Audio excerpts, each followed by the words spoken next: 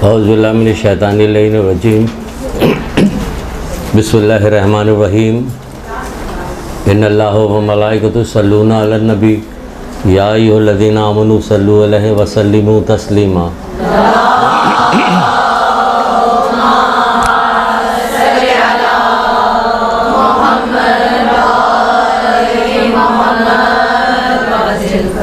बिस्मिल्लाहिर्रहमानिर्रहीम इय्याका नअबुदु व इय्याका नस्तईन। दुरूद पढ़िए मोहम्मद आले मोहम्मद।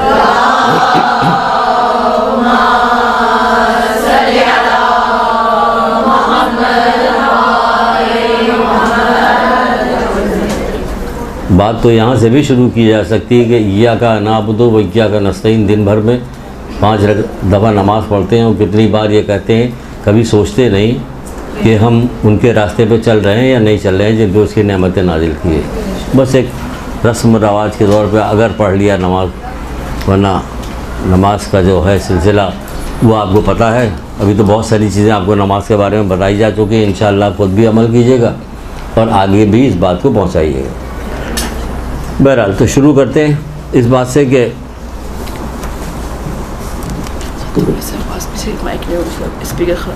अच्छा तो हम पीछे चले जाएं। 5वें इमाम इमाम मोहम्मद बाक़र अलैहिस्सलाम।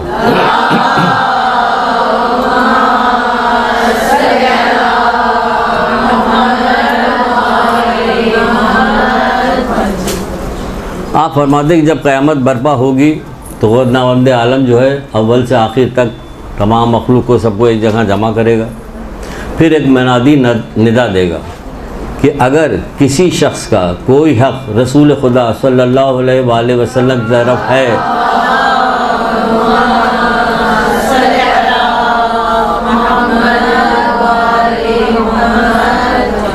रसूलुल्लाह की तरफ किसका हक़ होगा भाई? तो कह रहे किसी शख्स का कोई हक़ रसूल खुदा सल्लल्लाहु अलैहि वसल्लम की तरफ है तो वो खड़ा हो जाए। कुछ लोग खड़े हो जाएंगे, तो वो आगे आएंगे, तुमसे पूछा जाएगा क्या हक़ है रसूलुल्लाह पे तुम्हारा? कहने लगे रसूलुल्लाह के इंतकाल के बाद, इस दुनिया से जाने के बाद हम इनकी आल पर दुरूद पढ़ा करते थे।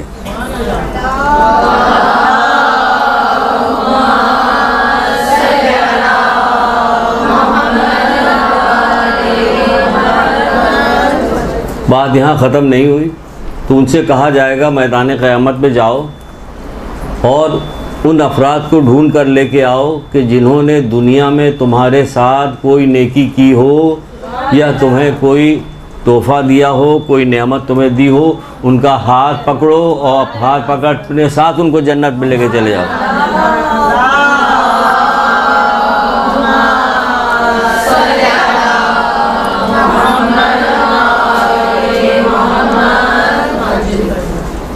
देखिए दुरूद का सवाब दुनिया से लेकर कहाँ तक जा रहा, और जिन लोगों ने दुरूद पढ़ने वालों के साथ कोई नेकी की वो भी बख्शे जा रहे हैं। देख रहे हैं आप कितना सवाब है इसका। सुबह से शाम तक हम लोग अगर गुफ्तगू हमारी जमा की जाए तो इधर की उधर कितनी फजूल बातें होती हैं, होती कि नहीं होती, जिसका कोई फ़ायदा भी नहीं होता, लेकिन नुकसान होता है। ये इसमें है नहीं हमारे इसमें, लेकिन ये बात आ गई तो कहते जाएँ। होता है नुकसान है। क्या नुकसान होता है? जब मलकुल मौत आते हैं तो दिखाई तो नहीं देता किसी को मलकुल मौत आए हुए हैं। वो बंदे से कहते हैं, कोई देखता तो कहता है कि मुझे थोड़ी सी मोहलत दे दो कि न मैं कलमा पढ़ लूँ। तो कहता नहीं, तुमको एक लम्हे की फुर्सत नहीं मिलेगी, क्योंकि मशरिक़ से मगरिब तक जितनी चीज़ें सब तुम मुझे दे दोगे फिर भी मैं तुम्हें मोहलत नहीं दूँगा। क्यों?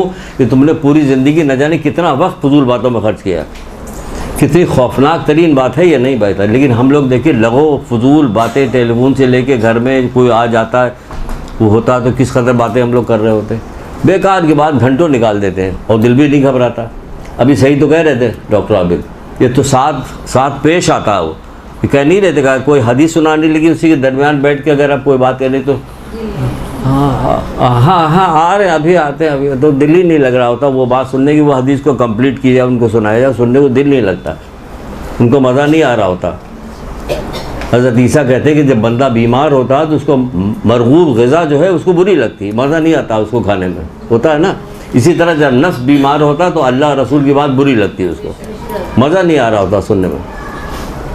ये सब इसलिए भी कह दिया ताकि हम जो कहें वो आपको मज़ा भी आए सुनने में, अपने उसके लिए भी कह दिया मैंने कि चलिए ठीक।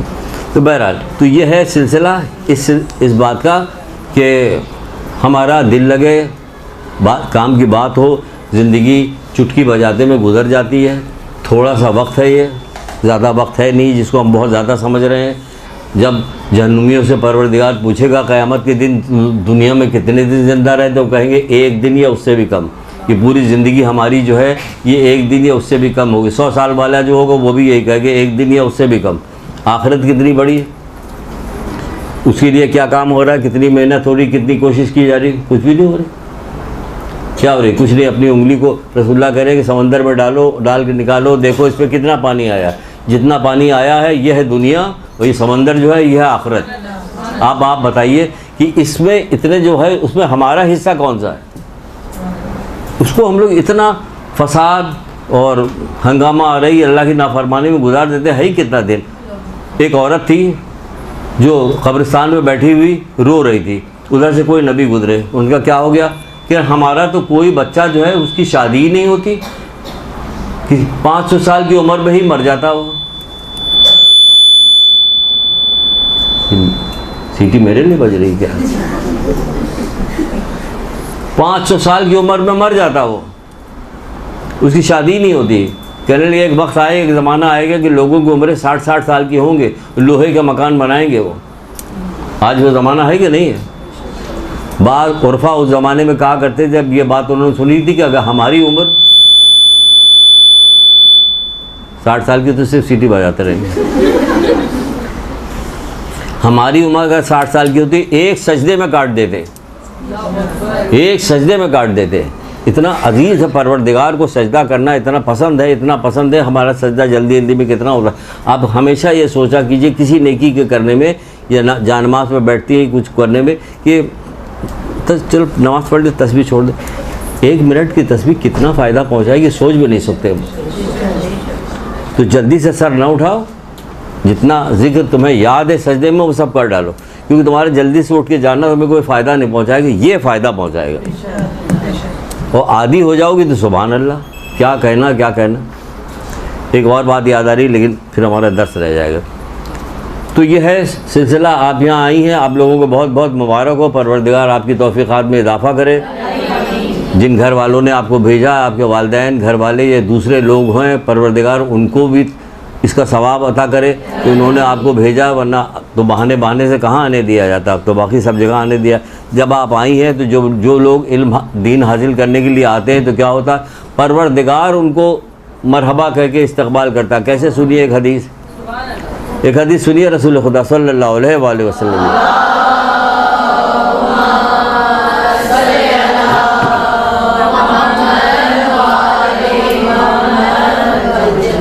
आप फरमाते हैं कि जब कोई बंदा इल्म हासिल करने के लिए घर से निकलता है, जब कोई बंदा इल्म हासिल करने के लिए घर से निकलता है तो खुदावंद आलम बुजुर्ग बरतर अर्श से निदा देता। क्या निदा देता? मरहबा ए मेरे बंदे। अल्लाह अकबर। परवरदिगार करे मरहबा ए मेरे बंदे। वो आपसे, आप लोगों से, हम लोगों से, माँ बाप से 70 गुना ज़्यादा मोहब्बत करता है ना।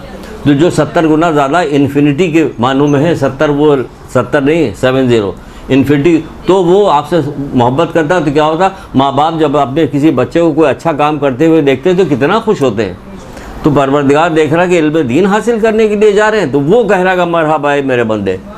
क्या कहता, मरहबा ए मेरे बंदे, क्या तुझे मालूम है कि तूने किस बुलंदी का इरादा किया है, किस बुलंदी का इरादा किया है, और बुलंदी का इरादा क्या और क्या हासिल करना चाहता है। अगर तू मंजिल का, जिस मंजिल का तूने इरादा किया है, अगर क्या तू मेरे मुकर्रब फरिश्तों के हमसर ही चाहता है, तो हाँ मैं तुझे उस हद तक पहुंचा दूंगा।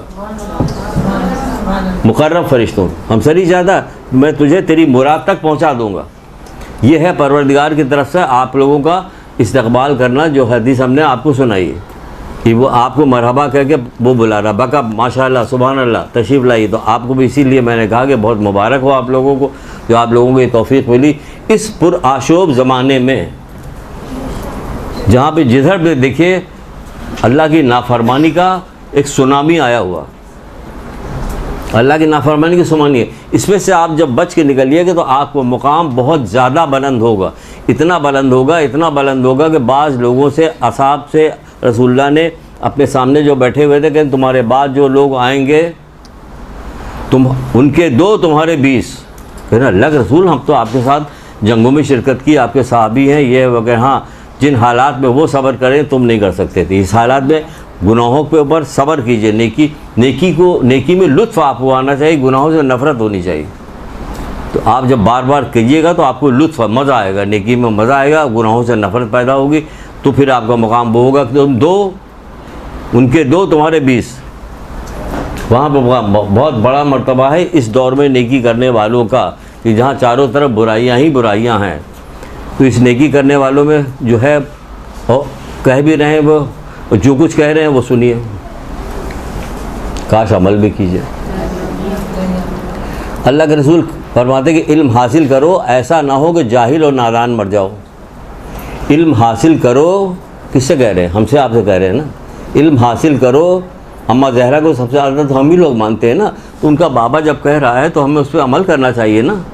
अब मोहब्बत का तकाज़ा तो यही कह रहे हैं कि इल्म हासिल करो, ऐसा ना हो कि जाहिल और नादान मर जाओ। खुदा जहालत के सिलसिले में कोई उज़्र कबूल नहीं करेगा, खुदा जहालत के सिलसिले में कोई उज़्र कबूल नहीं करेगा। कह रहे हैं तो मान जाइए। रसूलुल्लाह मस्जिद में बैठे हुए खुतबा दे रहे थे, सामने एक बंदा खड़ा हुआ, कहा बैठ जाओ। जैसे कहा बैठ जाओ तो गली से एक और आदमी गुजर रहा था, उसने समझा कि शायद रसूलुल्लाह मुझसे कह रहे, वो वहीं बैठ गया, वो वहीं बैठ गया। इतने फर्माबरदार लोग उस वक्त थे, बुत परस्ती करते थे। आज जुमा 4 दिन हुआ मुसलमान हुए और अल्लाह के रसूल की बात को इतना ज़्यादा मानना है, क्या किसी और से रहते, उसके कानों में ये आवाज़ पड़ी तो वो समझा कि शायद मुझसे कह रहे, वो फ़ौरन बैठ गया, वहीं बैठ गया। एक औरत का भी वाक़या मिलता है, जितना भी हो जाए कुछ बात पैगाम किसी हवाले से आगे पहुँच जाए। उसका शौहर शहर से बाहर जाने लगा, मदीने से बाहर जाने लगा, तो अपनी बीवी से कहा कि जब तक मैं आ ना जाऊँ घर से बाहर मत निकलना। मुड़ के देखते पता चला हमारी बीवी हमारे साथ चली आ रही है, यहाँ तो ये असर हो गया। कहा ना बाहर ना निकलना, आई गई वक्त चला गया। वो 2-4 दिन के बाद हुआ ये कि उसका भाई आया और कहने लगा कि वालिद साहब की तबीयत बहुत ज़्यादा ख़राब है, तुम्हें याद कर रहे, चलो चल के देख लो। उसने कहा कि मेरा शौहर मुझे मना करके गया है तो मैं जा नहीं सकती, जाओ अल्लाह के रसूल से पूछ के आओ, अगर वो इजाज़त दे दे तो मैं चलती हूँ। अल्लाह के रसूल से पूछने के लिए गए, अल्लाह के रसूल ने कहा शायद शौहर ने इजाज़त नहीं दी, मैं कैसे दे सकता हूँ, हालांकि वो दे सकते थे। तो उन्होंने मना किया कि नहीं, रुक गई, नहीं गई। 2 दिन बाद फिर वो लड़का आएगा, बाबा की तबीयत तो बहुत ज़्यादा ख़राब है, चलो। फिर गए पूछने के लिए, फिर अल्लाह के रसूल ने मना कर दिया। फिर कहा कि बाबा के तो इंतकाल होने वाला, शायद जल्दी उनका इंतकाल हो जाएगा, चेहरा ही देख लो चल के। फिर जाके पूछा, फिर मना कर दिया, यहाँ तक कि उसका इंतकाल हो गया उसके वालिद का। आज क्या कहेंगे हम लोग अगर ऐसा पूछे? तो कोई ऐसा मुमकिन नहीं कि निकले ना, वो समझ रही नहीं, ऐसा मुमकिन नहीं कि मना करके जाके मत निकलना तो वरना निकले। क्या हमारे बाप का इंतकाल हो रहा तो हमें मना कर रहे हो, हमारा तो साथ ही साथ निकालेंगे, तुमका हमारा भी इंतकाल होगा, दोनों को साथ साथ भेजेंगे अगर हमारा बाप मर गया। इतनी तेज़ हो गई औरतें आज है या नहीं है कि दोनों को निकालेंगे जनाजा साथ साथ। बहरहाल वो नहीं गई, यहाँ तक कि बाप का इंतकाल हो गया, वो दफना दिया गया। कुछ दिनों के बाद वो लड़का मस्जिद के सामने से गुजर रहा था, अल्लाह के रसूल ने उसको बुलाया, यहाँ आओ। सुभान अल्लाह, अल्लाह अकबर। अल्लाह की कोई भी फर्माबरदारी हम या आप करते हैं तो फ्री फंड में नहीं करते, इतना अजर मिलता है उसका, इतना अजर मिलता है कि हम सोच भी नहीं सकते। कोई काम अल्लाह ताला का आप जब फर्माबरदारी करती तो ऐसा नहीं होता कि वो हम तो ऐसे ही काम ले रहे हैं, हमें मिल क्या रहा। हाँ, दुनिया वाले अगर कोई काम कर दें और बड़ी तनख्वाह कर दे, बड़ा पैसा कर दे, तो फिर देखिए कि सब कुछ करने को तैयार हो जाते हैं, हालांकि वो पैसा यहीं ख़त्म हो जाएगा और पता नहीं कि वो अच्छे काम में खर्च होगा कि बुरे काम में खर्च होगा, लेकिन ख़त्म हो जाएगा। उसको बुलाया, बुलाने के बाद कहने कि तुम्हारी बहन ने जो इताअत परवरदिगार की, अल्लाह की इताअत फरमाबरदारी की, इसकी वजह से परवरदिगार ने उसको, उसके बाप को, दोनों को बख्श दिया। देखा आपने?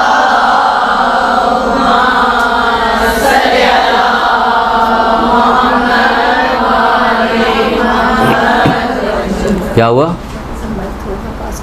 और पास कर ले। किताब ले जाएगी तो हम बोलेंगे क्या बोले?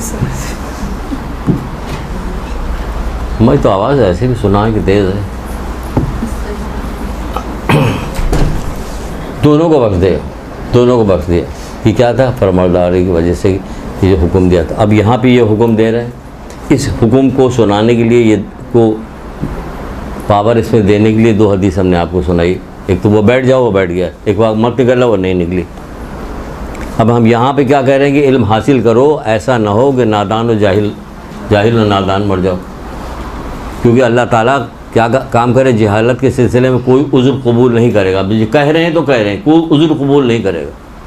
तुमको इतनी सारी चीज़ें बताई गई, 1,24,000 अंबिया है, तुमको सारी चीज़ें बताई, तुमको कितनी किताबें तुमको दी गई, कुरान तुमको दिया गया, और तुम जाहिल आ रहे हो वहाँ से। बताइए ये क्या हो रहा है? ये किसी की बात सुनने के तैयार नहीं, कोई भी बात नहीं मानी जा रही, कुछ भी हमारी समझ में बात नहीं आ रही, कुछ भी अल्लाह रसूल कुछ भी कह दे, कुछ असर ही नहीं होता हमारे पर। तो फिर अपना खुद भी कभी लेट के जायज़ा लीजिए, क्या वजह है कि हमें इतनी बड़ी बड़ी बात हम सुनते हैं, हमारे पास कोई असर नहीं हो रहा, हमारे पे कोई असर नहीं हो रहा। क्या वजह है कि क्यों नहीं असर होगा? जैसा कि बहुत सारी चीज़ बताई उन्होंने कि हराम खाने की वजह से, दूसरी चीज़ों की वजह असर नहीं होता, बहुत सारे हराम काम करने की वजह से असर नहीं होता हमारे पर। दूसरा कोई कह देता असर हो जाता। डायरेक्टर जिस तरह से भी कहेगा पोस्ट बनाने को वो सब करेंगे, क्योंकि पैसा मिला, शोहरत मिली। क्या हैसियत है शोहरत की? क्या हैसियत है पैसे की? आखिरत के मुकाबले में, मोहम्मद आले मोहम्मद के इश्क के मुकाबले में क्या हैसियत है? कुछ भी हैसियत नहीं। तो वो कह रहे हैं तो मानने को तैयार नहीं हो रहे, किसी तरह से कोई बात नहीं मानी जा रही। इतने सारे लोग आए हो गए, सब कुछ हुआ। ज़माने की रविश के साथ साथ हरगिज़ मत चलिए। खौफनाक तरीन चीज़ है ये। जब क़यामत बर्पा होगी तो कुछ जन्नती जो हैं जहन्नुमी से पूछेंगे। क्या पूछेंगे? वो पूछेंगे, उनके ख्याल में इन्हें जन्नत में होना चाहिए। ये यहाँ कर रहे हैं तो मुसलमान थे। सूरह मुदस्सिर 40 आयत का निशान 40 से आप नीचे पढ़ते चले जाइए तो वहाँ आपको मिलेगा। वो पूछेंगे तुम्हें दोज़ख में क्या चीज़ लाई? वो कहेंगे कि हम मुसल्लीन में से न थे, यानी नमाज गुजारों में से नहीं थे, पहली चीज़। दूसरी चीज़ फिर वो कहेंगे कि हम ज़माने की रविश के साथ साथ चलते थे। सबसे खौफनाक चीज़ आजकल जो शुरू हो गई है, ज़माने की रविश के साथ साथ चलना, है या नहीं है? किसी ज़माने में कितने बूढ़े आदमी हो जाते तो उनसे कहा जाता था कि दाढ़ी रखिए, नहीं रखते, दाढ़ी रखिए, नहीं रखते, दाढ़ी रखिए, नहीं रखते, बहुत गुनाह है, ये होगा वो होगा, फलाना रमा का कोई असर नहीं होता। आज क्या हो गया? एक्टर दाढ़ी रखने लगे तो सारे जवानों ने दाढ़ी रख ली हैं। तो क्या हो गया? जो ऐड में काम करते हैं उन्होंने दाढ़ी रख लिया, वो सब दाढ़ी रख लेंगे। वो जो क्रिकेटर हैं उन्होंने दाढ़ी रख ली तो सब दाढ़ी रख लेंगे। ज़माने के रविश के साथ साथ चल रहे। अल्लाह और रसूल कह रहे हो तो नहीं मान रहे हो। अगर नौकरानी बना दिया जाएगा ड्रामे के अंदर तो नौकरानी बन जाएंगे। अगर हिजाब करने वाली कोई बूबू दिखा दी जाएंगी तो वो हिजाब कर लेंगे। इन्हें पैसा मिलेगा तो सब काम करेंगे। अल्लाह रसूल का कहने की कोई बात नहीं, ये ज़माने की रविश के साथ साथ चल रहे हैं। तो ये कौन सा गुनाह कि जहन्नुमी कह रहा है और परवरदिगार कुरान में नकल कर रहा उसको कि हम क्या काम करते थे? कहते हम ज़माने की रविश के साथ साथ चलते थे। ज़माने की रविश आज है कि गुफ्तगू के दरमियान 2 हदीसें आप सुना दीजिए, जबकि छठे इमाम कह रहे हैं कि आपस में बैठो और इल्मी गुफ्तगू करो। हुक्म दे रहे हैं, कह रहे हैं, इससे हमारा दीन जिंदा होगा। कुछ भी नहीं। यानी इतनी मेहनत हम करके गए तो उसको आगे की तरफ लेके जाओ ना। हम ज़माने की रविश के साथ साथ चलते हैं। क्या बताएं कैसी कैसी देखने की चीज़ इस आँखों से नसीब होती है, और ऐसी ऐसी मजबूरी होती है कि कभी कभी बोल नहीं सकते कि जिस तरह से लोग आते हैं, जिस तरह दिखाई देते हैं, जिस तरह से ख़वातीन आती हैं, लड़कियाँ आती, इस वक्त तादाद घरानों की, तो आप कहिए या अल्लाह। वहाँ पूछ रही थी कि बेटा सज्जाद खेमों में जल के मर जाए या बाहर निकले, वो हिजाब की इतनी पाबंदी करती थी। हमें क्या हो गया? हमें क्या हो गया? खून के आंसू सैयद सज्जाद रो रहे थे। किस लिए रो रहे थे? करबला के में जो अजीज़ रिश्तेदार थे उनकी शहादत तो रहे, तो अपने माँ बहनों पुपियों की बेहिजाबी पर रो रहे हैं, गिरिया कर रहे हैं। हम क्या कर रहे हैं? तो बाल वाल बना के खुश होकर निकल रहे हो। कभी सोचो कि तुम खुश हो रही हो? सैयद सज्जाद खून के आंसू रो रहे थे। नहीं परवाह, कोई चीज़ सब चीज़ सोचने का वक्त ही नहीं मिलता। की सोचा जाए। क्या कहते, हम ज़माने की रविश के साथ साथ चलते। दूसरी क्या चीज़ थी, हम गरीब और मिस्कीन को खाना नहीं खिलाते थे। और चौथी चीज़ क्या थी, ये भी अहम तरीन चीज़ों में से एक चीज़ है कि काश हमने में जाके ईरान से इल्म हासिल करके आए होते तो सबसे ज़्यादा इसी पे गुफ्तगू करते, और हम आखिरत पे यकीन नहीं रखते थे। ठीक, कैसे सन्नाटा है। हम आखिरत पे यकीन से क्या मुराद होती है कि आखिरत पे यकीन, एक एक चीज़ आखिरत की जानते हैं, इसलिए हमें शौक़ पैदा होता है कि जल्द से जल्द अल्लाह ताला से मुलाकात करें। हम क्या जाने कि आखिरत क्या चीज़ है, उसका हुस्न हमें क्या पता, उसके दायमीपन हमें क्या पता, वहाँ जो हमें नेमतें मिलने वाली है उस हमें क्या पता, उसकी कोई चीज़ हमें मालूम ही नहीं। अबे कहा जाए कि लॉटरी में आपने टिकट लिया है और आज लॉटरी निकलने वाली है तो दुआ कर दे, या अल्लाह हमारे निकला है, या अल्लाह हमारा निकला है, यही तो कहेंगे ना। और कहा गया लॉटरी डाली गई कि सबसे पहले कौन मरेगा, तो फिर क्या कि या अल्लाह मेरा नाम ना निकले, या अल्लाह।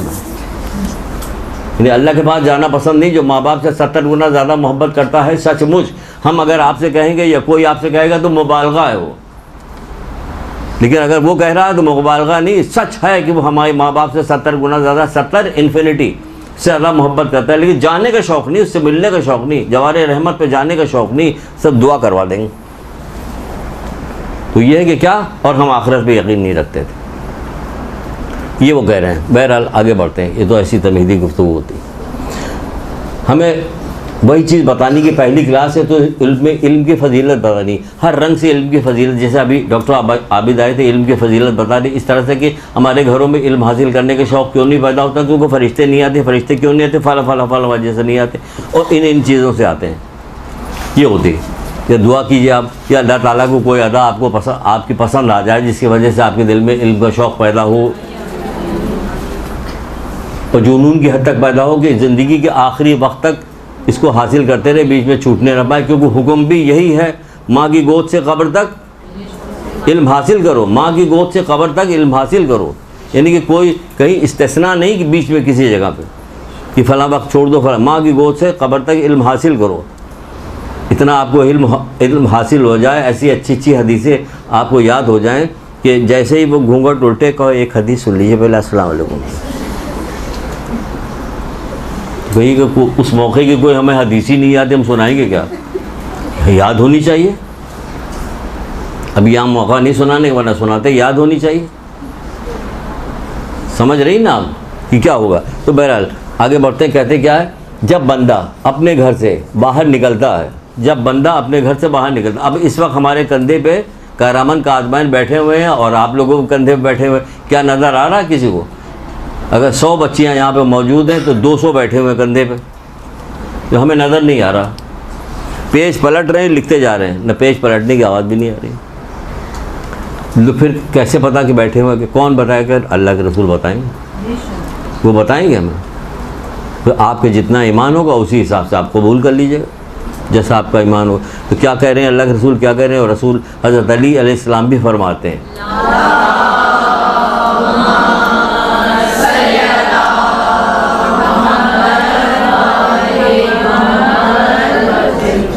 जब बंदा घर से बाहर निकलता है तो उसके दरवाजे पर 2 फरिश्ते होते हैं।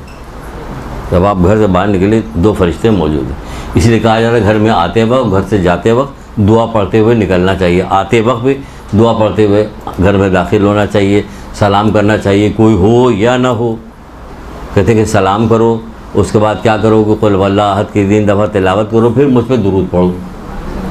ये कहा जाए घर में दाखिल होते आप दुरूद पढ़ते हुए घर में दाखिल हो रही, इतना फ़ायदा हर चीज़ का, तो अभी क्यों नहीं पढ़ रहे?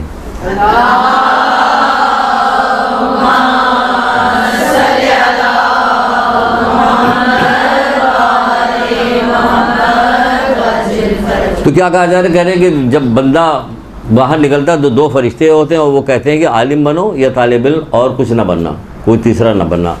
अभी हल्का से सुना के भी गए डॉक्टर आबिद, आलिम बनो या तालिब इल्म बनो और कुछ मत बनना। फिर हज़रत अली क्या फरमाते हैं कि आलिम बनो या तालिब इल्म बनो और कुछ मत बनना, वरना हलाक हो जाओगे, वरना हलाक हो जाओगे। कहते हमारे यहाँ तो बहुत सारे लोग निकलते हैं, हमने तो किसी को हलाक होते हुए नहीं। हलाक होने से मतलब समझती हैं, वही बताते हैं 2-3 हदीसों में कि आपको यहाँ क्या मतलब निकला, वरना हलाक हो जाओगे। आलिम बनो या तालिब, अब घर से बाहर निकल रही तो तालिम बनो या तालिब इल्म बनो, तो रोज़गार कहाँ जाएगा? रोज़गार अपनी जगह पर मौजूद है। आप तालिब इल्म हैं या आलिम हैं? आप तालिब इल्म हैं तो आपको मालूम है कि रोज़गार पे जा रहे हैं तो हमें क्या करना होगा, क्या नहीं करना होगा। रोज़गार पे जा रहे हैं तो ये भी तो कहा गया कि रोज़गार पे जाना जो है, रिस्क कमाना जो है वो जिहाद है, यही कहा गया ना। अभी आपको मुसल्ला घर से आपके दफ्तर तक ही मुसल्ला बिछा हुआ था, मुसल्ले पे कोई फजूल काम मत कीजिएगा। जैसे जा नमाज पे बैठ के फजूल काम कोई नहीं किया जाता है, नमाज जाती ना, कोई काम आपको फजूल नहीं करना है। तो आलिम बनो या तालिब इल्म बनो और कुछ ना बनना, वरना हलाक हो जाओगे। तो क्या हदीस में क्या कहा जा रहा है, हदीस के ज़रिए से कैसे इसको तक़वीयत पहुँचाई जाए, इस बात को कहा जाए कि क्या है क्या नहीं। फरमाते हैं रसूल खुदा सल्लल्लाहु अलैहि वसल्लम,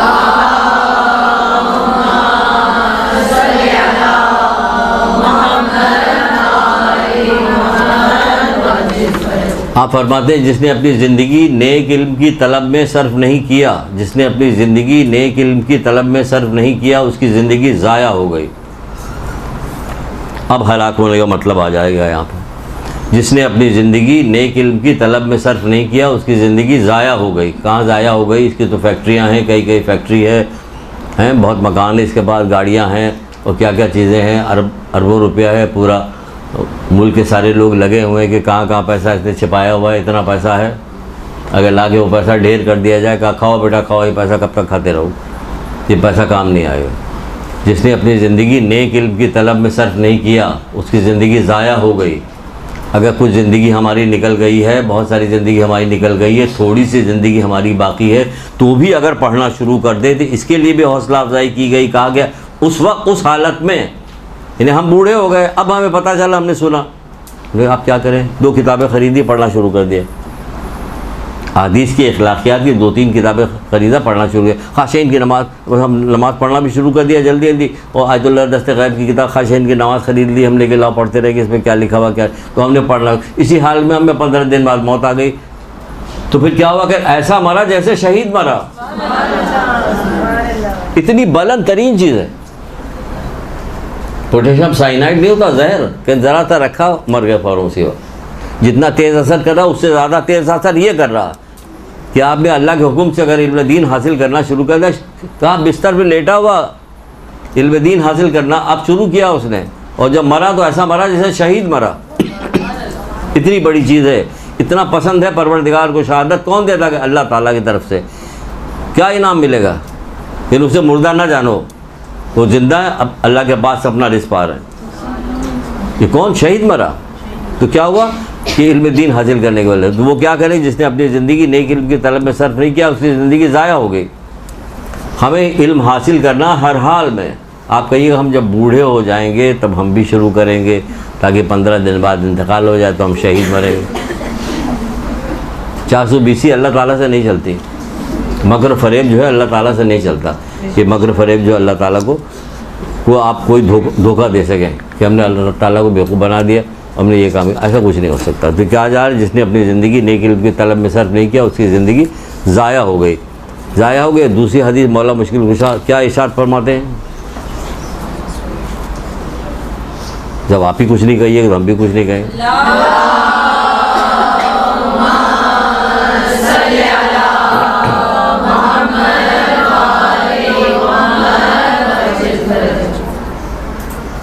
इल्म हासिल करने के सिलसिले में बहुत सारी हदीसें मौजूद हैं। इल्म हासिल करो, अगर जमा की जाए तो पूरी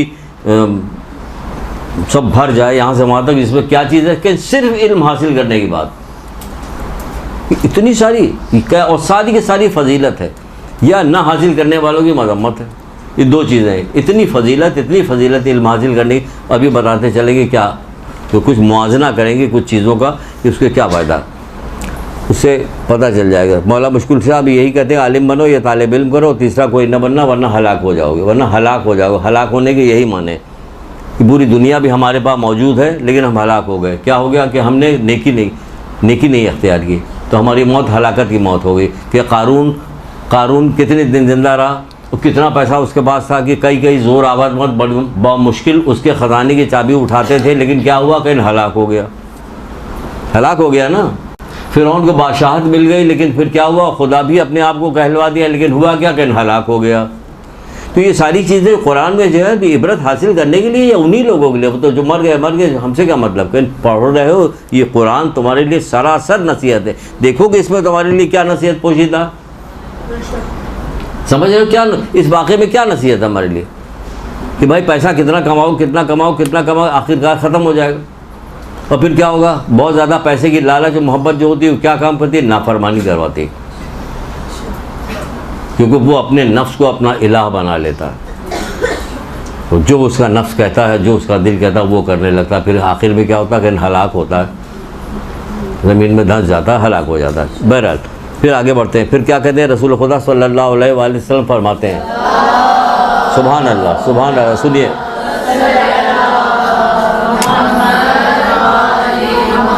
सुनिए और शुक्र अदा कीजिएगा परवरदिगार की कि आपको ये चीज़ आज ही मिल गई, अभी से मिल गई, शुक्र अदा कीजिए। कहते हैं कि कोई बंदा इल्म हासिल करने की कस्द और इरादे से नालैन नहीं पहनता और कपड़ा ज़ेबतन नहीं करता, मगर जैसे ही घर से दरवाजे तक कदम बाहर निकालता, घर के दरवाजे बाहर कदम निकालता, तो क्या होता, खुदा उसके सारे गुनाह माफ़ कर देता है।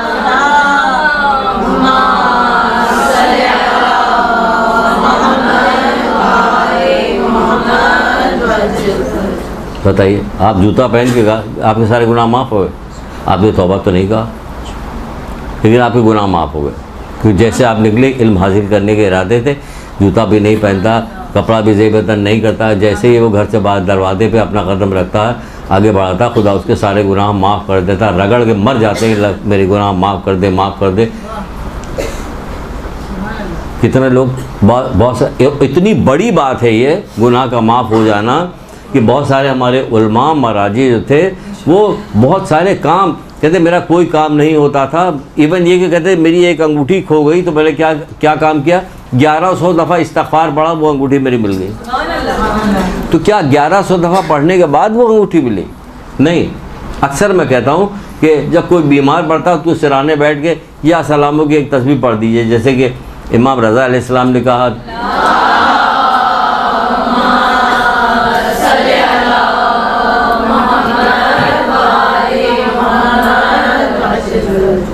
कि 3 दफ़ा दुरूद पहले पढ़ो, 3 दफ़ा बाद में पढ़ो, बीच में क्या काम करोगे, 131 दफ़ा जो या सलामो पढ़ो तो मरीज़ के ऊपर पढ़ दो तो वो इंशाअल्लाह शफा याब हो जाएगी। तो 131 दफ़ा ना पढ़े, एक दफ़ा पढ़े तो शफा याबी नहीं होगी।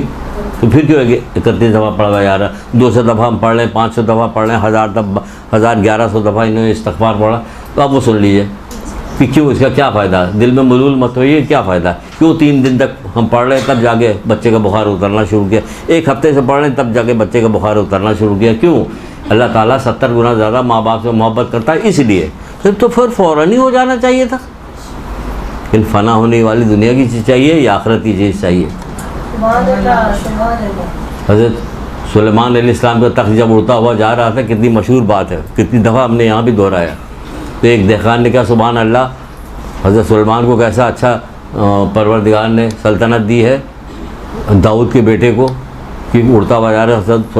मुख्तसर ये छोटा सा करके बताया।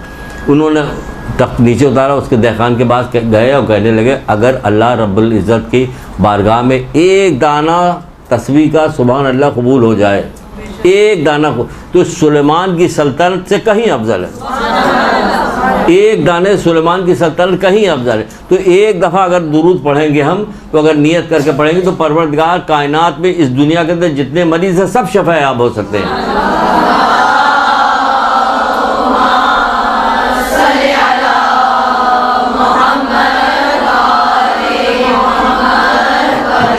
तो इतनी ज़्यादा दफ़ा क्यों पढ़वाया जा रहा? कल सब तुम्हारे नामाए आल में रखा जा रहा, आखिरत के लिए जमा हो रहा। ये अम्मा जो है छोटा छोटा सामान करके जमा करके रख रही कि बेटी की जब शादी होगी तो जहेज़ के लिए निकालेंगे। तो ये आपकी जहेज़ के लिए जमा किया जा रहा कि वहाँ मिलेगा आपको। क्या समझे आप? परवरदिगार की 100 जो है रहमतें उसकी है, एक रहमत पे पूरी दुनिया चल रही है, एक रहमत, बाकी 99 मोमिनीन के लिए आखिरत के लिए रखा है।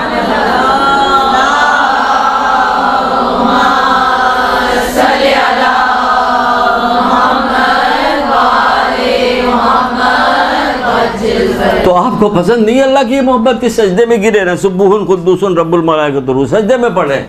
इतनी ज़्यादा मोहब्बत करने वाला है ये मोहम्मद आले मोहम्मद को जो हम देखते थे कि किस कदर गज़ब की इबादत कर रहे हैं। चौथे इमाम इतनी गज़ब की इबादत कर रहे हैं कि पाँचवें इमाम फरमाते हैं कि हमने अपने बाबा से सुना, छठे इमाम कहते हैं हमने बाबा से, पाँचवें इमाम से सुना है कि ये इतनी इबादत कर रहे हैं। कहा बाबा आप इतनी इबादत क्यों कर रहे हैं, क्यों कर रहे हैं? कहते सहीफ़ा तो लेके आओ, मेरे जद अली का सहीफ़ा तो लेके आओ। उसकी कहा ये इबादत देखो ये कितनी इबादत कर रहे हैं कि इन पे अक़ीदा, ये हम अपनी तरफ से अगर इन पे अक़ीदा ना हो तो पुल सरार कोई पार नहीं कर सकता, आखिरत में कोई इसका हिस्सा नहीं। वो इतनी इबादत कर रहे, को अल्लाह को जान रहे थे कि कितनी शदीद मोहब्बत कर रहे, इश्क की बुनियाद पर कर रहे थे।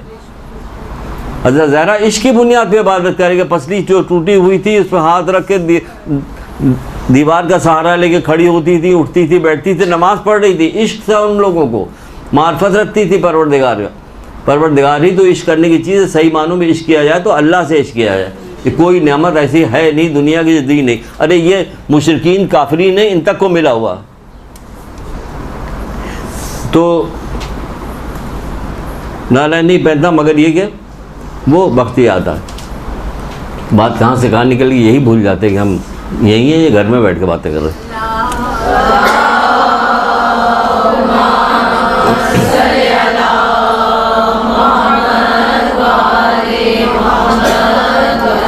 तो शुक्र अल्लाह कीजिएगा परवरदिगार की कि आप घर से निकली हैं तो पाक व पाकीज़ा हो के यहाँ तक पहुँची, आपके सारे गुनाह माफ़ हो गए। सुभान अल्लाह अल्हम्दुलिल्लाह ला इलाहा इल्लल्लाह वल्लाहु अकबर की एक तस्बीह हो सके तो पढ़ लीजिएगा शुक्राने के तौर पे। शुक्राने के तौर पर तस्बीह पढ़ ले, उसका शुक्र जिस तरीके भी से हो सके अल्लाह कहिएगा। फिर रसूलुल्लाह सल्लल्लाहु अलैहि वसल्लम इरशाद फरमाते हैं, जल्दी जल्दी शाबाश जल्दी,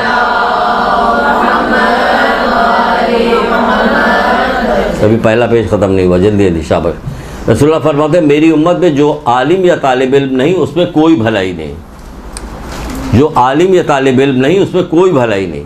तो आप अगर इल्म हासिल नहीं कर रही हैं, यहाँ से जाने के बाद भी आपने किताबें नहीं ली, इल्म हासिल करना नहीं शुरू किया, तो समझिए अल्लाह के रसूल की निगाह में कोई भलाई हमारे अंदर नहीं। जब अल्लाह के रसूल के निगाह में हमारे लिए कोई भलाई नहीं तो अल्लाह की निगाह में कोई भलाई नहीं।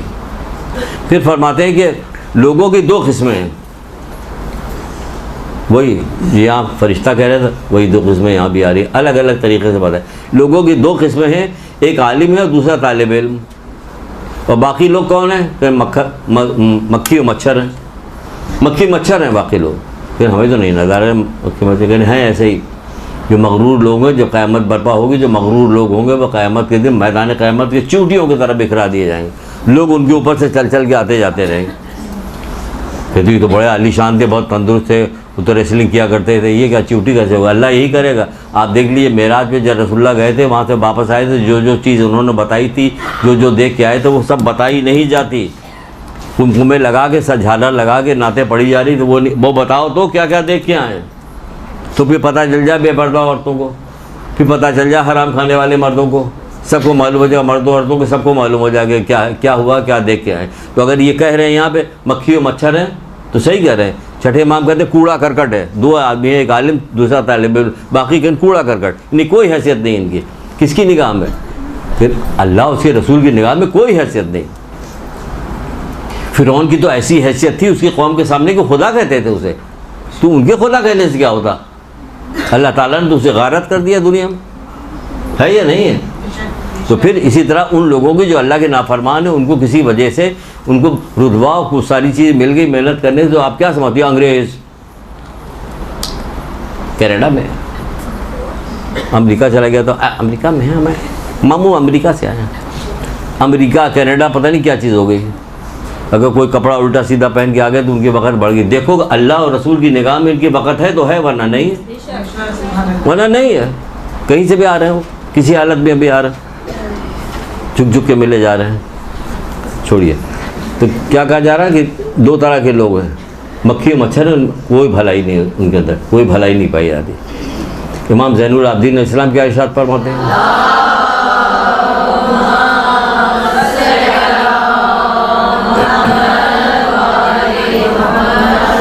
देखिए बीच में जो हदीस के दरमियान में जो जगह आएगी उसमें कुछ मुझे बयान करना होगा, मैं बयान करूँगा। अगर कोई बच जाएगा तो इंशाअल्लाह अगली दफ़ा अगर आप लोगों ने दुआ की कि मैं आऊँ तो।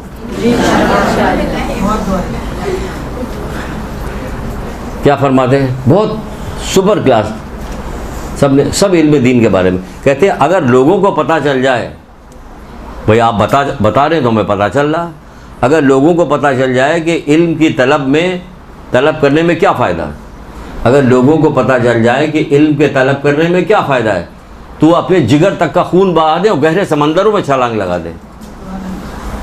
आप देखिए, गहरे समंदरों में छलांग लगा, अपने जिगर तक का खून बहा दें और गहरे समंदरों में छलांग लगा दे, अगर उन्हें पता चल जाए। तो पता तो चल गया, मौला ने बता दिया तो पता चल गया। और किस तरीके से बताएंगे, कैसे पता चला कि गहरे समंदरों में छलांग लगवा रहे हैं, कि अगर इल्म के बारे में तुम्हें मालूम हो जाए। फिर जल्दी जल्दी हदीस सुनिए, थोड़ा वक्त रह गया, बात बहुत है। कहते हैं इल्म की राह में निकल पड़ने वाला राह खुदा में जिहाद करने वाले के बराबर है। मौला मुश्किल खुशा हज़रत अली इस्लाम।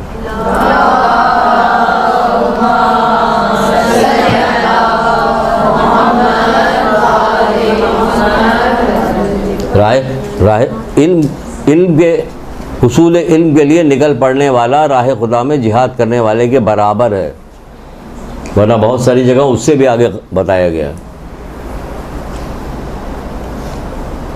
राह खुदा में जिहाद करने वाले के बराबर है। एक और हसीन तरीन सुन लीजिए। अल्लाह ताला हज़रत मूसा अलैहिस्सलाम पे वही किए और कहा कि ए मूसा तुम क्या करो, खैर का इल्म हासिल करो, फिर लोगों को उसकी तालीम दो। खैर का इल्म हासिल कीजिए, फिर लोगों को उसकी तालीम दीजिए। कैसे तालीम दी? आपको ज़िंदगी के शोबे की, हर शोबे की इतनी ज़्यादा हदीस याद होनी चाहिए कि जैसे कोई बात हो रही हो आप कहिए एक हदीस सुन लीजिए। इस सिलसिले में एक बड़ी खूबसूरत हदीस है हज़रत ज़हरा की, इस सिलसिले में बहुत खूबसूरत हदीस है इमाम हसन अलैहिस्सलाम की, तो आपको याद होनी चाहिए, फ़ौरन आप सुना दीजिए। कि जब आप मुसलसल पढ़िएगा तब तो क्या फ़ायदा होगा, सुनिए क्या फ़ायदा। कहते हैं ए मूसा खैर की तालीम हासिल करो, ए मूसा खैर की तालीम हासिल करो और फिर उसे लोगों में तालीम दो, क्योंकि मैं भलाई की तालीम देने वालों और तालीम हासिल करने वालों को दोनों की कब्रों को मुनव्वर कर दूँगा और उनको वहाँ तन्हाई महसूस नहीं होगी। सबसे ज़्यादा खौफ तो लोग कब्र से खा रहे होते, यहाँ कब्र के आपको नुस्खा बता दिया गया, खौफ खाने की ज़रूरत नहीं, ना तन्हाई होगी ना वहशत होगी, वहाँ नूर से भर दूँगा और नूर ही नूर होगा। ये कितनी फिर से सुन लिए। कहा जा रहा है ए मूसा खैर की तालीम हासिल करो और फिर लोगों को उसकी तालीम दो, क्योंकि मैं भलाई की तालीम हासिल करने वालों और तालीम देने वालों दोनों की कब्रों को इस कदर मुनव्वर कर दूँगा वहाँ उन्हें तन्हाई महसूस नहीं होगी। जब आप इल्म हासिल कीजिएगा तो जब बहुत सारी चीज़ें आपको मालूम होती चली जाएगी, तो फिर होगा क्या कि आपके साथ दो वाक़यात हैं यहाँ पे, लेकिन छोड़िए एक ही वाक़या सुनाएंगे, एक छोड़ देंगे अभी।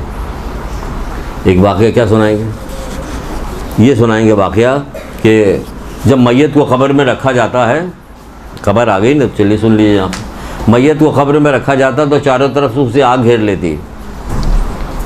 डरिए मत, आपको डरने की ज़रूरत नहीं, जो यहाँ गया उसे डरने की ज़रूरत नहीं। चारों तरफ आग घेर लेती, उसकी नमाज आती है एक आग को बुझा देती है, उसका सदका आता है एक हाथ को बुझा देता, उसकी दूसरे अमाल आते हैं उसको एक हाथ आग को बुझाते, उसके बाद उसका इल्म आता है और चौथी आग को बुझा देता है। बुझाने के बाद कहता है कि अगर मैं इस मैयत को पा लेता तो सारी आग बुझा देता, सारी आग, यानी उन लोगों से कहता है उनसे, मैं अगर अकेला इसको पा जाता सारी आग को बुझा देता। फिर मैयत की तरफ मुखातिब होकर कहता मेरे होते हुए तुम्हें किसी चीज़ की डरने की ज़रूरत नहीं, मैं तुम्हारे लिए काफ़ी हूँ। कौन? इल्म।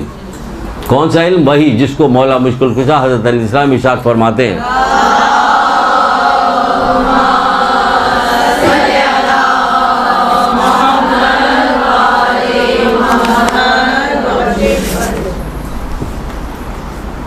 देखिए हर चीज़ का माल यहीं रह जाता है, औलाद यहीं रह जाती है, इस तरह मनसब यहीं, सब चीज़ यहीं रह जाता है, लेकिन मौला मुश्किल कुशा इल्म कफन के साथ साथ जाता है। ये इल्म जो है कफन के साथ साथ जाएगा तो ये कहेगा, देख रहे हैं आप, 7 चीज़ें गिनाई है मौला ने इल्म के सिलसिले में, 7 चीज़ें, जिसमें एक चीज़ का ताल्लुक़ हमारी इससे है कि वो क्या होगा, कफन में जाएगा, साथ जाएगा, इल्म तुम्हारे साथ साथ जाएगा। तो साथ जाके उसने किया क्या? वो अपने आप को पहले बता दी कि उसने ये किया। कितना फ़ायदा पहुंचाया उसने। इसके अलावा उसके वजह से इल्म हासिल करने के अलावा, इल्म हासिल करने के बाद जब उस पर आप अमल करेंगे तो फिर क्या फ़ायदा होगा? अधूरी सी एक हदीस सुन लीजिए उस फ़ायदे की। जब बंदा कब्र में जाता है, ताकि कोई कब्र से डरे ना, अब इतना भी बेखौफे ना हो जाए कि यहीं से छलांग लगा के अभी जा रहे हैं कब्र। तो कब्र में जब जाएगा तो क्या होगा? उसके साथ एक मिसाली जिस्म भी होगा, मिसाली जिस्म भी कब्र में उसके साथ होगा। उसकी कब्र की हौलनाकियों से उसे बचाएगा, मैदान क़यामत की हौलनाकियों से बचाएगा, पुल सरात से उसे गुजारेगा, मीज़ान से उसे गुजारेगा, यहाँ तक कि जन्नत के दरवाजे तक ले जाएगा। उसे कहेगा बिस्मिल्लाह जन्नत मुबारक हो। तो वो पूछेगा तुम कौन हो? ए खुदा के बंदे तुम कौन हो जो कब्र से लेके यहाँ तक मुझे बहलाते हुए यहाँ तक लेके चले आए हो? तो कहेगा मैं तुम्हारी वो नेकी हूँ जो तुम लोगों के साथ किया करते थे। तो जब आपको ये सारी चीज़ इल्म हासिल कीजिएगा तो इसमें नेकी करने का जब आपको फ़ायदा और सवाब आपको पता चलेगा तो आप जोश और जज्बात के साथ नेकी कीजिए। क्या हुआ इसने हमारे साथ बुराई की तो क्या हुआ? हम इसको ज़रूरत है, हम इसके साथ नेकी करें, क्योंकि हमारे आइम्मा तारीन का यही दस्तूर रहा है।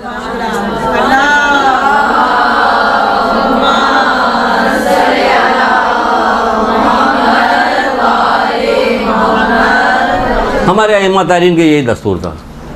वो बुराई भलाई नहीं देखते थे, ज़रूरतमंद की ज़रूरत को पूरा करते थे, चाहे वो कोई भी हो, चाहे वो कहता रहे कि मौला आपने मुझे पहचाना नहीं। चौथे इमाम से कह रहा मौला आपने नहीं, मैंने तुझे पहचान लिया, तो मेरे भाई अली अकबर का कातिल है, लेकिन तू जिस वक्त ज़रूरतमंद है तो मैं तेरी ज़रूरत को पूरा कर रहा हूँ। देखा आपने, सबक दिया हमें। हम मजलिस से सुनते हैं, उसमें से चीज़ नहीं निकालते। इसमें अहम तरीन चीज़ क्या है? शरबत कैसे दिया जा रहा है इब्ने मुलजिम को, अहम तरीन चीज़ क्या है? हम उसको नहीं देखते। पूरे लश्कर को पानी पिलाया जा रहा जो प्यासा रखेंगे, करबला में उन्हें प्यासा रखेंगे, पूरे लश्कर को पानी पिलाया। इस तरह के न जाने कितने वाक़यात हैं। जब सुना कीजिए, मजलिस से सुना, उसमें से निकाला कीजिए चीज़ अपने फ़ायदे के लिए। आगे बढ़ते हैं, बताते क्या हुआ। तो खैर की ये अब तो उस पर आ गया, मौत के ऊपर आ गया तो चला गया। तालिब इल्म हासिल करते हुए मर जाए तो ऐसा मरा जैसे शहीद मरा। ये भी बात हो चुकी कि कई बार रसूल खुदा सल्लल्लाहु अलैहि वसल्लम ने फरमाया,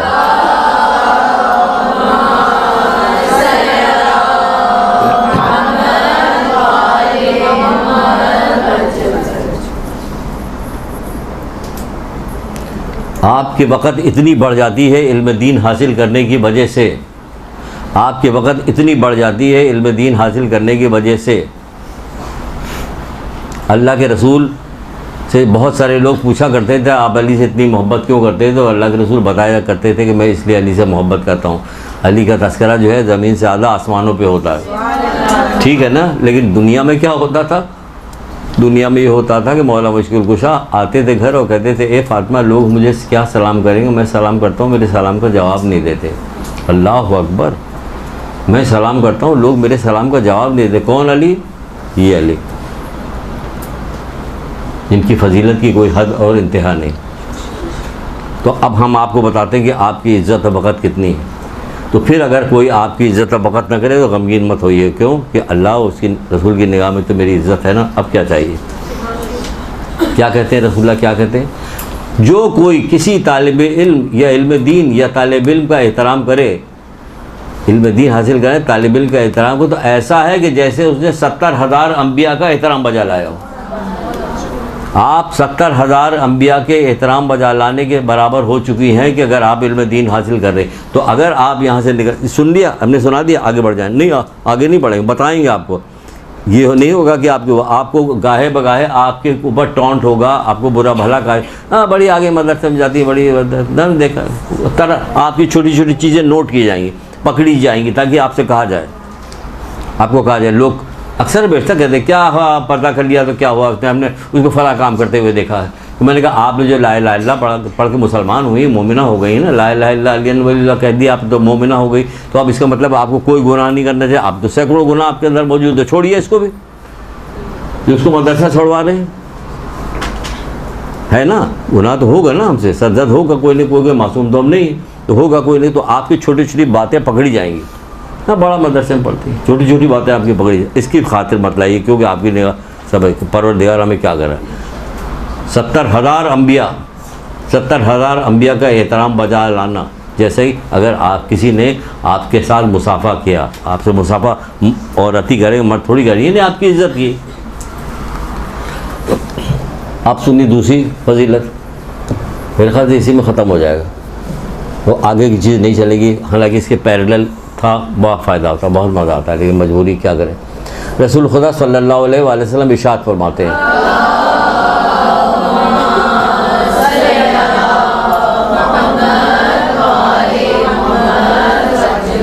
देखिए ये जो मिल के आप दुरूद पढ़ रही, इसका ही फ़ायदा है। रसूलुल्लाह मेराज पे गए, उन्होंने देखा कि फरिश्ता जिसके 1000 हाथ हैं, हर हाथ में 1000 उंगलियां हैं, हर उंगलियों से गिन रहा है, क्या गिन रहा है। जिब्रील से पूछा, जिब्रील ये कौन? कहा कि आप जाके अल्लाह से खुद ही पूछे। वहाँ गए, उससे जाके दरियाफ़्त किया। किस्सा मुख्तसर, बार बार हम दोहराएंगे।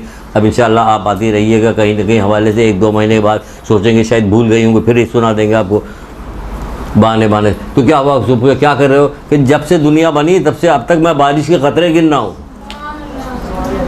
दरिया पे कितने गिरे, सहरा पे कितने गिरे, कब्रिस्तान पे कितने गिरे, शहर में कितने गिरे, कहाँ जंगलात में कितने, सब गिन रहा हूँ मैं। कि सुभान अल्लाह, क्या परवरदिगार ने तुझे ये कुदरत दी कि तू गिन रहा।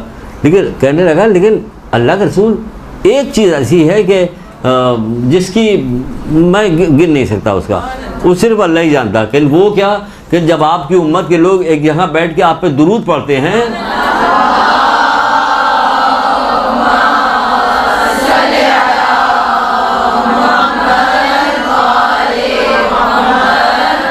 फिर उसका सवाब हम नहीं गिन सकते। उसका सवाब, ये फरिश्ता जो बारिश के क़तरे गिन रहा, ये कह रहा उसका सवाब सिर्फ अल्लाह जानता हो, कोई नहीं जानता।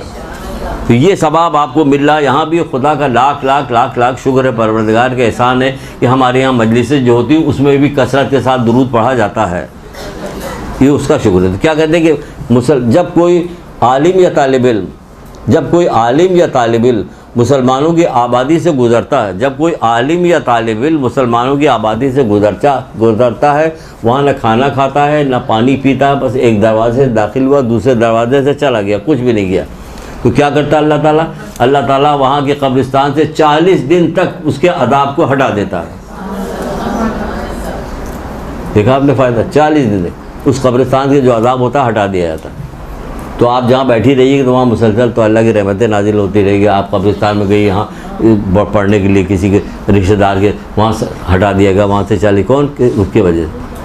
कितने ऐसे लोग होते थे, पैसे सखी पैसे वाले जो लोग होते थे, वो क्या करते थे, जब गुजरते थे आबादियों में खाना पीना पैसा तकसीम करते हुए निकल जाते थे। लेकिन और मुश्किल काम ये नहीं करवा सकते थे कि वहाँ पे जो कब्रिस्तान से अदाब जो आ रहा है उसको टलवा दे। लेकिन जब आप गुजरिएगा, ये आलिम या कोई तालिब इल्म गुजरेगा, तो क्या होगा? अरबों रुपया भी खर्च किया जाएगा तो ये नहीं हो सकता जो ये हो रहा। 40 दिन तक वहाँ के कब्रिस्तान से क्या हो रहा कि अदाब को बरतरफ किया जाए, अदाब को हटा दिया गया। ये फ़ायदा हो रहा आपकी वजह से। देखा आपने, इल्म दीन हासिल करने के सबब से। और जो लोग जानते थे अल्लाह के रसूल के साथ बैठते उठते थे, वो हर बात उनकी कबूल कर लेते थे। वो कि वो उसी वक्त जुमा 4 दिन हुआ उनको ईमान लाए हुए होता था, लेकिन उनकी क्योंकि खालिस नीयत के साथ, दिल के साथ, तो अल्लाह भी उनका दिल देख रहा होता, उनकी नीयत देख रहा होता। तो क्या होता कि उनको तौफीक ऐसी नसीब होती कि जो एक जुमला भी कह देते थे उसे कबूल हो जाती। क्या आप लोगों की निगाह में अल्लाह के रसूल की हदीस की ऐसी वक़्त है, जैसे अभी आपने सुना था, जल्दी से वो कॉपी लेके आओ, उस पर लिखी हुई हदीस जो है वो मेरे नज़दीक हसन हुसैन के बराबर है हमारे नज़दीक? ऐसे नहीं है। सुनने के बाद हो गई, फ़ौरन हो गई। अल्लाह ताला से दुआ मांगी, सुनते सुनते हमें नसीब हो गई कि हमें तौफीक मिल गई कि हम उसको उसी तरह से करें। जिनको पता था, जो जानते थे रसूलुल्लाह के इंतकाल के बाद भी क्या होता, जाबिर इब्न अंसारी क्या कहते हैं कि मुझे पता चला कि रसूलुल्लाह की एक हदीस जो है एक सहाबी के पास मौजूद है, तो उन्होंने क्या किया, ऊँट ख़रीदा। यहाँ एक छोटी सी किताब कहते हैं, ख़रीद लीजिए, ख़ाशिन की नमाज़ ख़रीद लीजिए आप। पैसा कहाँ? पैसा नहीं होता, किताबें ख़रीदने के लिए पैसा नहीं होता। कहते जाइए गुनाह कबीरा आयतुल्लाह दस्त गैब की वो ख़रीद लीजिए, हदीत शिया ख़रीद लीजिए। ये सब ऐसी के पढ़ते चले जाइएगा, आपका दिल भी नहीं घबराएगा। और इतनी मालूमात होगी, कोई हद और इंतहा नहीं। कितनी मालूमात होगी आपको होगी। तो वो क्या कि उन्होंने लिया और लेने के बाद ख़रीद के वो चले। 1 महीने का सफ़र तय तय करके गए सिर्फ एक हदीस हासिल करने के, 1 महीने का सफ़र तय करके गए सिर्फ एक हदीस हासिल करने के लिए गए। और कहाँ गए? शाम गए, वहाँ मौजूद हुआ, वहाँ उस शख्स से मुलाकात की। मुलाकात करने के बाद उससे कहा कि रसूलुल्लाह की एक हदीस सुना दो। उसने रसूलुल्लाह की हदीस सुनाई। इन्होंने लिखा, ऊँट को ऐसे मोड़ा और सीधे वापस मदीने, उतरे तक नहीं उस ऊँट से। किसकी? कौन है? उनके असहाब। आप कौन है? हम नजीबुत तरफ़ैन हैं, हमारे बाप भी सैयदा, हमारी वालदा भी। आप सुन के क्या कर रही हैं?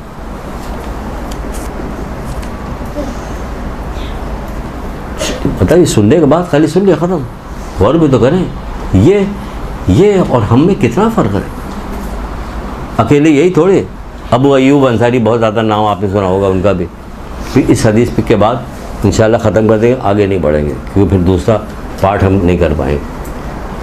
ये अहमियत थी इनकी निगाह में। वो भी आदमी जब आया तो कह रहा था कि अल्लाह के रसूल ने तरके में कोई ऐसी चीज़ छोड़ी जो आप हमें मरहमत फरमाई। तो बीबी सईदा ने ये वाली हदीस के बारे में बताया था। इसमें जो कुछ लिखा हुआ तो हदीस को वो भी सुनाया था, लेकिन अभी हम दूसरी एक हदीस सुना रहे हैं आपको। अबू अय्यूब अंसारी को पता चला कि एक शख्स के पास जो है रसूलुल्लाह की एक हदीस है जो उसने ख़ुद सुनी है, अपने कानों से सुनी है।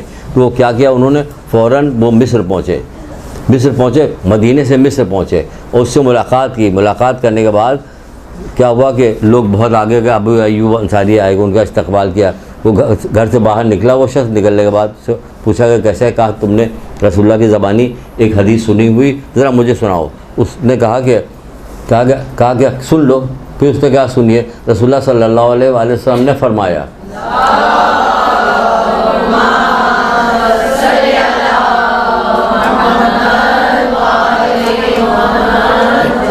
अब ये सुनिए जो हो रहा है, इसमें 2 चीज़ें निकल रही। एक चीज़ तो ये निकल रही कि एक हदीस लेने के लिए इतनी दूर गए थे, वो मिस्र पहुंच गए, वो शाम पहुंच गए एक हदीस के लिए। आप घर से बाहर निकलिए, किताब की दुकान पे जाइए, आप देख लीजिए शार्टली कौन सी किताब मुझे लेना, किताब खरीद लीजिए, ले आइए, अपने लिए भी ले आइए, अपनी बहन के लिए भी लाइए, भाई को भी तोहफे में दीजिए। उसी दिन से भावज इतनी नाराज़ होगी फिर आने नहीं देगी आपको अपने यहाँ। तो वो वहाँ पहुँच गए। हदीस क्या सुनाई? सुनिए कितनी अच्छी हदीस है। रसूलुल्लाह सल्लल्लाहु अलैहि वसल्लम सुना कि आपने फरमाया कि जो शख्स किसी मोमिन के ऐब या गुनाह पे पर्दा डालेगा, जो शख्स किसी मोमिन के गुनाह या ऐब पर पर्दा डालेगा तो क्या होगा? तो अल्लाह ताला क़यामत के दिन उसके गुनाहों पे पर्दा डालेगा, गुनाहों पे पर्दा डालेगा। सुभान अल्लाह, सुभान अल्लाह। क्योंकि हमें तो ऐब पे पर्दा डालना नहीं, इसलिए धीरे से सुभान अल्लाह कहो। ऐसा ना कि ज़ोर से कह दिया तो कोई अंदर हमारे चलन रहे, वाकई हम पर्दा डालें। है ना? कितनी बड़ी बात है कि हम दूसरों के ऐबों पे पर्दा डालें। बर्दाश्त नहीं हो रहा होता। अगली दफ़ा आएगी एक हदीस आएगी इसी सिलसिले में, छठे इमाम की, जो हम सुना चुके हैं। क्या किसी को याद है?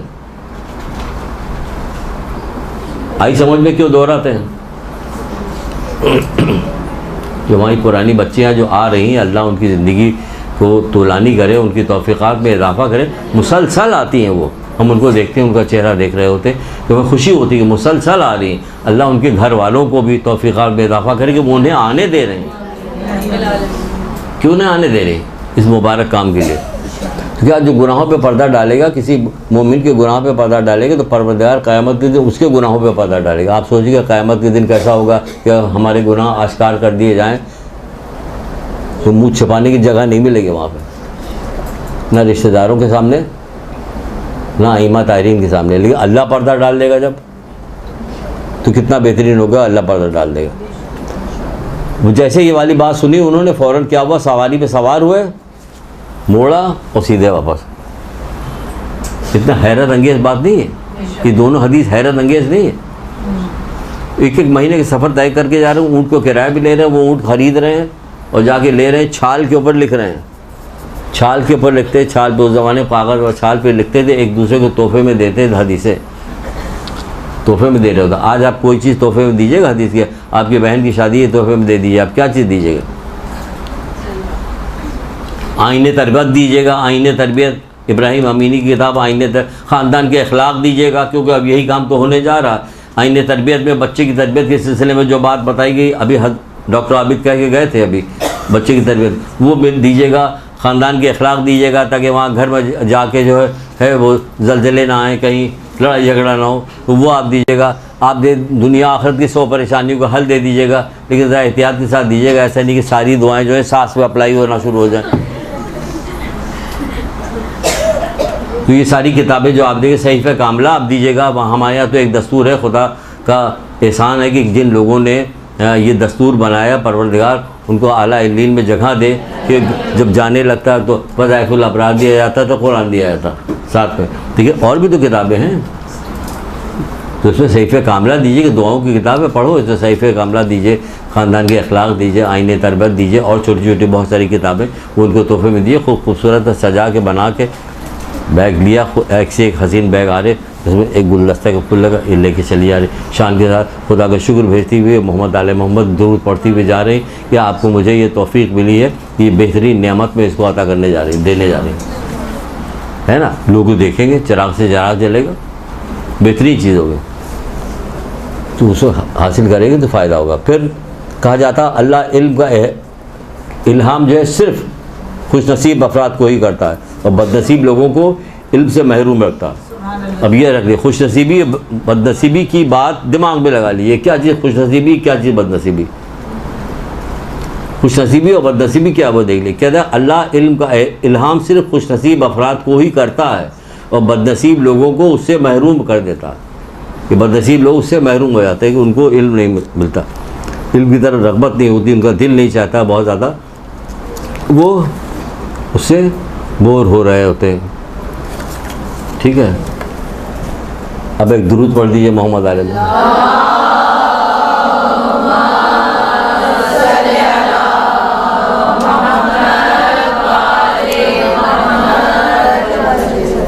बहुत हसीन हसीन रवायतें, बहुत हसीन हसीन हदीसें इंशाअल्लाह आते जी।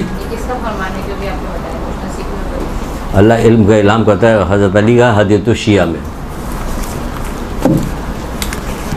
दुआ में याद रखिएगा, इंशाअल्लाह अगले हफ्ते अल्लाह ने ज़िंदगी दी तो मुलाकात होगी।